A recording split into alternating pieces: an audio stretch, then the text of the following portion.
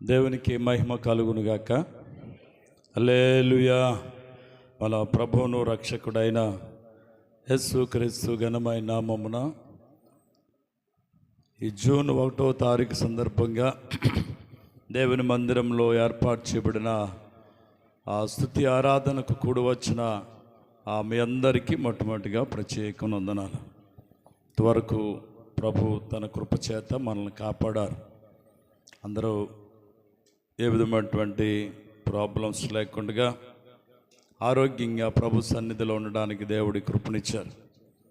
కొద్ది నిమిషాలు పాటలు పాడాం, అలాగే ఆరాధన చేస్తాం.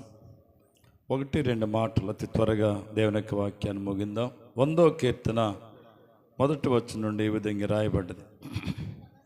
సమస్త దేశములారా యెహోవాకు ఉత్సాహ ధ్వని చేయుడి, సంతోషముతో యెహోవాను సేవించండి. చూడండి, ఏదో మన సంఘం, మన ఊరు, మన దేశం, మన రాష్ట్రం ప్రభుని స్తుతించడం కాదు, సమస్త దేశాలు కూడా యెహోవా కంట ఏం చేయాలా? ఉత్సాహధ్వని చేయాలి. అలాగే సంతోషంతో యెహోవాను సేవించాలి. ఆయన ఆరాధించడానికి వచ్చేటప్పుడు, ఆయన స్తుతించడానికి వచ్చేటప్పుడు ఏదో బాధతో, కష్టంతో, ఇబ్బందితో రాకూడదు, కానీ ఎలా రావాలంట? సంతోషంతో యెహోవాను సేవించాలట. తర్వాత ఎలాగా? ఉత్సాహగానము చేయొచ్చు, ఆయన సన్నిధికి రండి. చాలా వచ్చేటప్పుడు చాలా ఆర్భాటంతో చక్కగా పాటలు పాడుకుంటూ సంతోషంగా ఒక ఉత్సాహధ్వని మనలో కనిపించాలట. అలాగ దేవుని సన్నిధికి వచ్చేటప్పుడు ఉత్సాహధ్వని చేయొచ్చు, ఆయన సన్నిధికి రావాలట. ఎందుకు అలా రావాలా? ఎందుకు అలా మనం సమస్త దేశాలు ప్రభుని స్తుతించాలా? ఎందుకు మనందరం ప్రభుని మరి ఘనపరచాలా అని అంటే, కింద వచనం చెప్తున్నాడు, యెహోవాయే దేవుడని తెలుసుకోండి, ఆయనే మనలను పుట్టించను, మనము ఆయన వారు. ఈరోజు మనం ఒక తల్లి గర్భంలో రూపింపబడి జన్మించాము అని అంటే ఆయన కృపట. గర్భఫలం అనేది ఎవరిచ్చే బహుమానం? దేవుడిచ్చే బహుమానం అని చెప్పబడ్డది. ఇక్కడ రాయబడ్డ మాట ఏంటంటే, ఆయనే మనలను పుట్టించెను, మనము ఆయన వారం. దేవుడు మనల్ని పుట్టించుండకపోతే మనకు ఉండేవాళ్ళం కాదు. ఇప్పుడు మనం ఎవరు అంటున్నాడంటే, మీరు నావారు అంటున్నాడు దేవుడు. ఎందుకని? దేవుని వల్ల మనం కలిగిన వారం కనుక. ఇంకా మనం కిందకి వెళ్తే, మనము ఆయన ప్రజలము, ఆయన మేపే గొర్రెలం. నిజమే, మనందరం ఆయన వారం. అంతేకాదు, మనం పోషించబడుతున్నాం, సంరక్షించబడుతున్నాం, ఆరోగ్యంగా ఉండగలుగుతున్నాం, క్షేమంగా ఉండగలుగుతున్నాం. ఎవరి కృప అని అంటే ఆయన కృప. ఎందుకంటే మనం ఆయన వారం, మనం ఆయన ప్రజలము, ఆయన మేపే గొర్రెలం. నిజమే, గొర్రెల కాపరి ఆ గొర్రెలు ఏ విధంగా ఇబ్బంది పడకుండా ఆ గొర్రెలకు చక్కని మేత దగ్గరికి ఎలాగైతే తోలుకెళ్తాడో, ఏ కష్టము, ఇబ్బంది, వ్యాధి, బాధలు వచ్చిన వాటన్నిటి నుంచి విడుదల కలిగిస్తూ సమృద్ధైన ఆహారం ఉండే స్థలములో ప్రభువు మనల్ని నడిపిస్తూ ఉన్నాడు. గట్టిగా ఒకసారి దేవునికి స్తోత్రం చెప్దాం. హల్లెలూయా. చూడండి, మనము ఆయన ప్రజలము, ఆయన మేపే గొర్రెలం. అందుకే 121వ కీర్తన 5వ వచనం మనం చూస్తే, యెహోవాయే మనలను కాపాడువాడు, ఆయన మనలను కాపాడువాడు, కునుకడు నిద్రపోడు. ఇశ్రాయేలును కాపాడువాడు కునుకడు నిద్రపోడట. ఎందుకనంటే ఆయన మనలను కాపాడుచున్న దేవుడు. ఈరోజు ఆయన కాపుదల లేకపోతే ఏమై ఉంటామో. మొన్న పాపం విజయ ప్రధానం రోజున మా ఊరిలో ఉపాధి హామీకి వెళ్ళిన వాళ్ళకి ఇంచుమించు 20 మందిని మన్నిపు తీగలు కుట్టేశాయి. పాపం ఒక ఆవిడ కరెక్ట్గా అలా పడిపోయిందట, ముందుకి ఆ పొట్టంతా ఆ మంచి మీద అడిపోయిందట. చాలా బాధ, పాపం చచ్చిపోద్ది అనుకుందంట. అందరూ పరిగెత్తుకు వెళ్ళిపోరు. కానీ కొంచెంసేపటికి ఒక ఆవిడ ధైర్యం చేసి, పడిపోయినట్టండి ఆవిడ దగ్గరికి, ఈగలు కుట్టే చచ్చిపోయేలాగా ఉందని వెళ్ళి ఆమె లెగ తీసుకొచ్చారు. అమలాపురం హాస్పిటల్లో పెట్టారు. కొంతమందిని గన్నవరం హాస్పిటల్లో ఉంచారు. చాలా ప్రమాదమైంది. ఎందుకనంటే నిజంగా ఆ సమయంలో మేము చచ్చిపోతామని అనుకున్నారట అందరూ. కానీ ప్రభువు కృప వాళ్ళందరినీ కాపాడింది. గట్టిగా దేవునికి స్తోత్రం చెబుదాం. హల్లెలూయా. ఆయన కాపాడు ఉండకపోతే మేము చచ్చిపోదాం అంటున్నారు. ఆయన కృప మాకు లేకపోతే చచ్చిపోయి బాబు ఎంత భయానకమో అని ఇంచుమించు మా ఊరు వాళ్ళందరూ ఆ రోజంతా హాస్పిటల్ అంబులెన్సుల్లో మరి ఆటోల్లో గన్నవరం అమలాపురం తీసుకెళ్ళిపోవటం జరిగింది. కానీ ఎందుకు ఈ మాట చెప్తున్నానంటే ప్రభు కృప లేకపోయి ఉంటే వాళ్ళు ఏమై ఉండేవారంటే తేనెటీగల దారిలో చచ్చిపోతారు చాలామంది. కానీ ఇలా ఆ పరిస్థితి లేకుండా దేవుని కృప వాళ్ళందరూ క్షేమంగానే ఉన్నారు. గట్టిగా దేవునికి స్తోత్రం చెప్దాం. ఎందుకు మాట చెప్తున్నానంటే ప్రభు మనల్ని కాపాడువాడు. ఆయన నమ్మిన వారిగా మనలను ఆయన కాపాడకపోతే మన వల్ల ఏమీ కాదు. కనుక యెహోవాయే దేవుడు అని తెలుసుకోండి. ఆయనే ఆయన ప్రజలము, మనం ఆయన మేపు గొర్రెలం. కాబట్టి ఆయన కృపలో నెలంతా మనం కాపాడబడుతున్నామని ఎరిగి 1వ తారీఖున ఉదయకాలపు స్తుతి ఆరాధన మనం ఏర్పాటు చేసుకుని ఆ మొదటి సమయం ప్రభుతో మనం గడిపితే నెలంతా ప్రభు మనతో గడుపుతాడనేటువంటి ఒక ఆలోచనతో ఈ స్తుతి ఆరాధన ఏర్పాటు చేయడం జరిగింది. దేవుని కృప వల్ల అంచెంచెలుగా ప్రతి నెల మనం దేవుని సన్నిధిలో ఇలా స్తుతిస్తూ ప్రభుని గణపరుస్తూ మనం ముందుకు సాగటం ఇది దేవుడు మనకి ఇచ్చిన గొప్ప భాగ్యం. గట్టిగా దేవుని స్తోత్రం చెబుతాం. కాబట్టి మనం ఏం చేయాలంటున్నాడు, కింద వచ్చిన కొద్దాం. కృతజ్ఞతార్పణలు చెల్లించుచు ఆయన గుమ్మములలో ప్రవేశించుడి. కృతజ్ఞతా భావంతో దేవుడు నన్ను కాపాడాడు, దేవుని కృప వల్లే నేను ఎలాగున్నాను, దేవుని కృప వల్లే మేము కాపాడబడ్డాం, ఈ నెల అంతా కూడా మా కుటుంబం మా బిడ్డలందరూ క్షేమంగా ఉండగలిగామంటే ఇది కేవలము మరి దేవుని కృపే అని అంట. కృతజ్ఞతతో దేవుని సన్నిధికి రావాలట. తర్వాత కీర్తనలు పాడుచు ఆయన ఆవరణములో ప్రవేశించండి, ఆయనను స్తుతించండి, ఆయన నామమును ఘనపరచండి. కీర్తనలు పాడుచు ఆయన ఆవరణములలో ప్రవేశించాలి. ఇక్కడికి వచ్చినాక పాడండి అంటే కూడా కొంతమంది పాడరు. కానీ వాక్యం ఏం చెప్తుంది తెలుసా? పాడుతూనే మందిరంలోకి రావాలట. ఏం చేస్తాం? ఇంటి దగ్గర మొదలెట్టినప్పుడు ఒక పాట పాడుకుంటూ వచ్చేయాలట మందిరంలోకి అని వాక్యం చెప్తుంది. కీర్తనలు పాడుచు ఆయన ఆవరణములలో ప్రవేశించండి, ఆయనను స్తుతించండి, ఆయన నామాన్ని ఘనపరచాలి. ఎందుకు మనం ఆయన్ని స్తుతించాలా? స్తుతించడం వల్ల మనకి ఏంటి లాభం? 92వ కీర్తన 2వ వచనం మనం చూస్తే మంచిది ఉదయమున నీ కృపను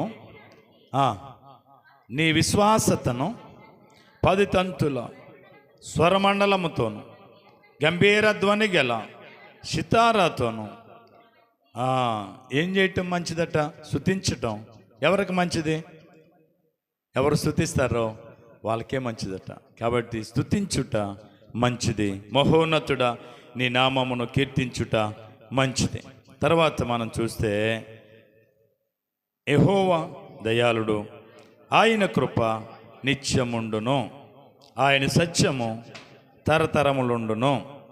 చూడండి, యెహోవా దయాళుడు, ఆయన కృప నిత్యము ఉంటుందట. ఎప్పుడు ఉంటుంది? నిత్యము అంటే ప్రతిరోజు ఆయన కృప మనకు తోడుగా ఉంటుంది. ఆయన దయాళుడు, దయగలిగిన దేవుడు. దయగలిగిన దేవుని పిల్లలుగా, ఆయన బిడలుగా దేవుడు మనల్ని ఎంపిక చేసుకున్నాడు. కాబట్టి మనల్ని విడిచిపెట్టేవాడు కాదు, మనల్ని సిగ్గుపడినిచ్చేవాడు కాదు. ఆయన కృప నిత్యము మనతో ఉంటుంది. ఎందుకంటే ఆయన మన దేవుడు. యెహోవాయే ఎవరట? దేవుడని మీరు తెలుసుకోండి. మనము ఆయన వారము.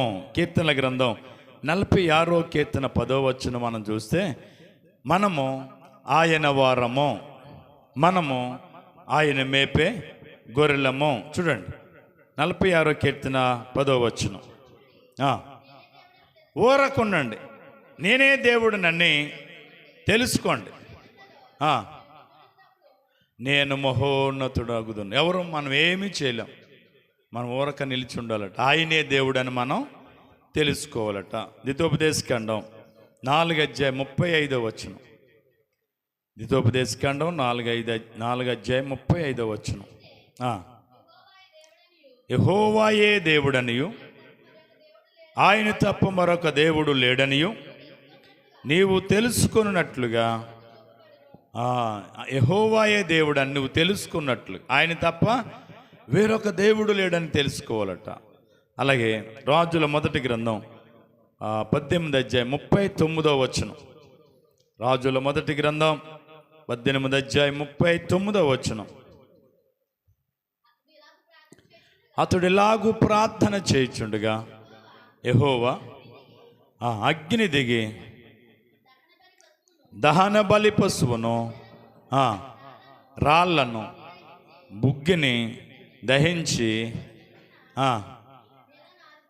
ఆరిపోజేసెను. సాగిలపడి యెహోవాయే దేవుడు, యెహోవాయే దేవుడు అను కేకలు వేసిరి. గట్టిగా దేవునికి స్తోత్రం చెబుదాం. ఇప్పుడు చూడండి, ఒక ఊరు అందరికీ చల్లటి ఏసీలు పెట్టి మనం చల్లగా చేయగలమా? ఒక ముఖ్యమంత్రి కానీ ఒక ఎమ్మెల్యే కానీ ఆ నియోజకవర్గం అంతట్లో ఎంత కాసేసిన అందరు కూల్లో ఉండడానికి చేయగలరా ఎవరైనా? ఒక్క నిమిషంలో మనకేమవుతుంది చూడండి, మొత్తం దేశం అంతా, రాష్ట్రం అంతా ఏమైపోద్ది? ఒకే గడియలో ఒకేసారి కూలైపోతాం. అది ఎవరి గొప్ప? దేవుని కృప. అదే మనుషుడప్పుడు చేయజాలంది, మనుషుడప్పుడు వల్ల కానిది ఒక్క నిమిషంలో మొత్తం అంతా ఏమవుతుందంటే కూలైపోద్ది. కాబట్టి ఈ రోజు నుంచి మనకి వర్షాలు పడతాయని ఆల్రెడీ నిన్నటి నుంచే ప్రసారం ఉంది. కొన్ని ఛానళ్ళు అయితే ఈ రోజు నుంచి 51 డిగ్రీలు ఎండ గాల్పు ఉంటుందని కొన్ని ఛానల్లో చూపిస్తున్నారు. మొన్నటే 2 రోజుల్లో 52 ఈ వడగాల్పుల వల్ల చనిపోయారు. అంతెందుకు, ఇక్కడే బండార్లంకలో రోడ్డు పక్కనే వెళ్తూ పడిపోయి చనిపోడు ఒక ఆయన, గాల్పు కొట్టేసి. కాబట్టి దేవుని కృప వల్ల ఎంత ఎండ కాసినా మనకి ఏదో ఒక చెట్టు ఉంటుంది, కొంచెం నీడ దొరుకుద్ది, మనం దేవుని కృప వల్ల తప్పించబడతా ఉన్నాం. గట్టిగా దేవునికి స్తోత్రం చెబుదాం. చూడండి, యెహోవాయే దేవుడని మనం ఏం చేయాలా? తెలుసుకోవాలి. ఆనాడు దేవుడు బయలుదేవత పూజారులు చెప్పే మాటలను బట్టి బయలుదేవుని ఆరాధిస్తున్నారు కొంతమంది, యెహోవా దేవుని ఆరాధించే వాళ్ళు కొంతమంది ఉన్నారు. కానీ అక్కడ జరిగిన అద్భుతాన్ని బట్టి యెహోవాయే దేవుడని అందరూ తెలుసుకున్నారట. దేవునికి స్తోత్రం చెబుదాం. హల్లెలూయా. 66 కీర్తన 1 వచనం, 66 కీర్తన 1 వచనం.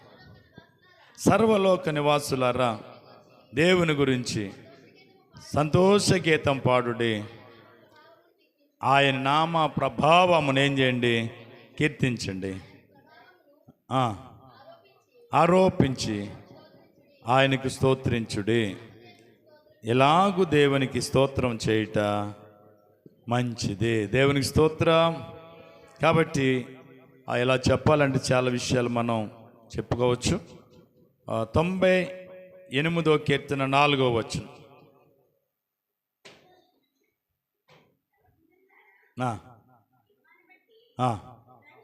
యెహోవాను బట్టి ఉత్సాహించుడి,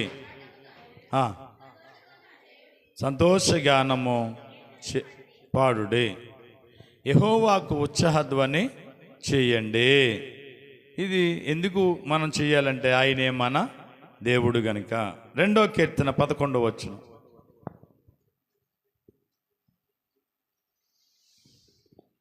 2వ కీర్తన భయభక్తులు కలిగి యెహోవాను సేవించుడి, గడగడ వణుకుచు సంతోషించుడి. ఆయన కోపం ఏమవుద్దట? రగులుకొను. కోపము రగిలితే దాన్ని నిమ్మలపరచగలిగిన వాడు ఎవడునో లేడు. కోపం రగిలితే నిమ్మలపరచగలిగిన వాడు ఎవడు లేడు. అందుకని యెహోవాకు ఏం పుట్టించకూడదట? కోపం పుట్టించకూడదు. మన పనులు, మన క్రియలు, మన మాటలు యెహోవాకు ఏం చేస్తున్నాయి? కోపం పుట్టిస్తున్నాయి. కనుక ఆలోచన చేయండి ప్రియ దేని బిడ్డలారా, ఆయన మనం కోపం రప్పించటం కాదు కానీ నిమ్మలపరచాల, ఆయన సంతోషపరచాల, ఆయన ఆనందింప చేయాల. ఎలాగా? ఉత్సాహధ్వని చేయొచ్చు, స్తుతించచ్చు. ఆయన నామాన్ని మనం గణపరచగలిగితే ఆయన అంటే సంతోషిస్తాడంట. ఎందుకో తెలుసా?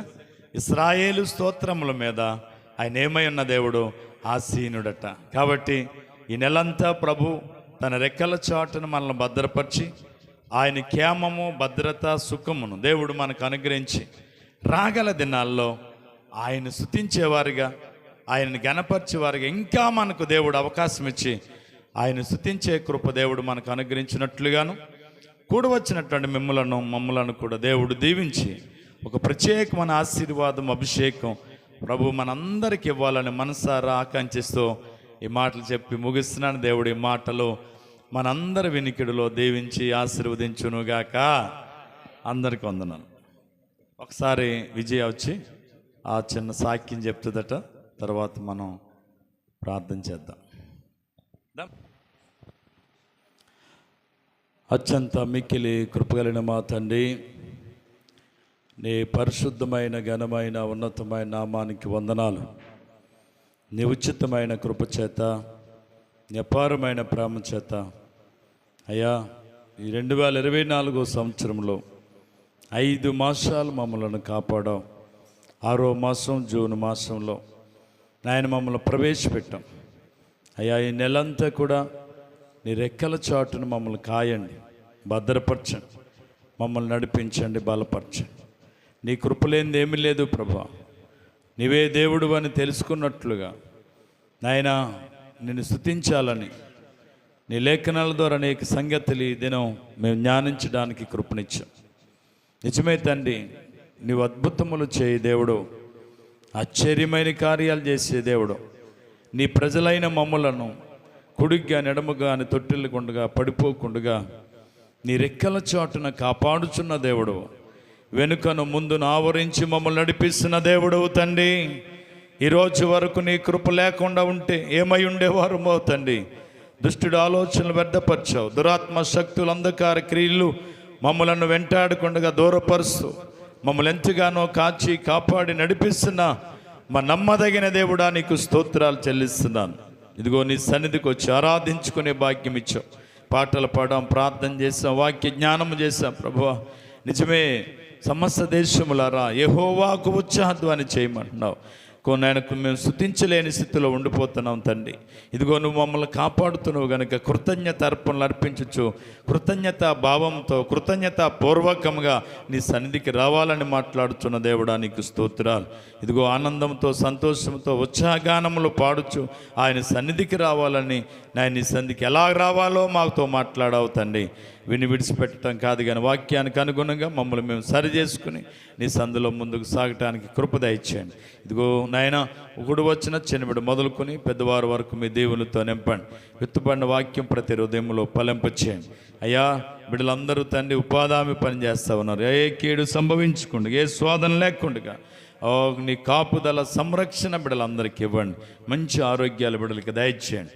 అలాగే ప్రభా, రాలేకపోయారు చాలామంది ప్రభా, వారు బలహీనలైతే బలపరచండి, రోగులైతే స్వస్థపరచండి. నాయన నిర్లక్ష్యమైతే నిర్లక్ష్యపాత్మన వారిలో నుంచి తొలగించండి.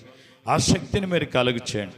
నాయన నిశ్చితమైతే ఆదివారం ఉదయకాల ఆరాధనలో మళ్ళా తిరిగి మేమందరం కలిసి నిన్ను స్తుతించే భాగ్యం దయచేయమని, కూడిన మమ్మల్ని అందరినీ కూడా కృపతో నింపమని, నాయన వచ్చిన చిన్నబిడ్డ మొదలకు పెద్దవారి వరకు ప్రత్యేక ఆశీర్వాదాలతో నింపి మేలు చేయమని, ఘనత, మహిమ, ప్రభావాలు మీరే పొందమని యేసయ్య శక్తి గల నామమున ప్రార్థించి స్తుతించి అడిగి వేడుకొనుస్తున్నాం పరమ తండ్రి. ఇప్పుడు మన తండ్రి అని దేవుని యొక్క ప్రేమయు, కుమారుడని యేసుక్రీస్తు వారి యొక్క కృపయు, పరిశుద్ధాత్మ యొక్క సహవాసము, సమాధానం మనకును, మన కుటుంబాలకు, సంఘానికి, గ్రామానికి ప్రభు కృప నిత్యము తోడై నడిపించునుగాక. ఆయన సన్నిధి కాంతి మన మీద, మన బిడల మీద, సంఘం మీద నిత్యము నిలుచునుగాక. యేసు రక్తమే ఇచ్చాం, సిలువ రక్తమే ఇచ్చాం. ప్రవేశ రక్తం సంపూర్ణ విషయం, అపవాదికి ఎలుగనంత నాశనము కలుగునుగాక.